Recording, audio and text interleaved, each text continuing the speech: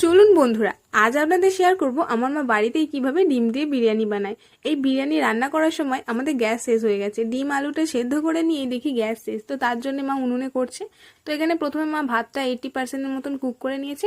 তারপরে কড়াইয়ে তেল দিয়ে নুন দিয়ে সেদ্ধ করে রাখা আলু ভালো করে লাল লাল করে ভেজে নিয়েছে।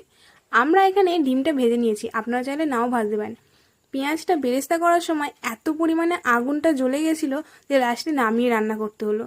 তারপরে মা এখানে মশলাটা ভালো করে কষিয়ে নিচ্ছে, কষিয়ে নিয়ে জল দিয়ে একটা গ্রেভি টাইপের করে নিয়েছে। এই গ্রেভিটা দিয়ে ভাতের লেয়ারিংটা করলে যতই দমে রাখুন না কেন নিচেরটা কখনোই পুড়ে যাবে না। একবার এইভাবে বানিয়ে দেখবেন। তারপরে মা এখানে একে একে লেয়ারটা দিয়ে দমে বসিয়ে দেবে। আমরা যে উনুনটায় বসিয়েছি দেখতে পাচ্ছেন, এটা আমার মা নিজের হাতে করেছে।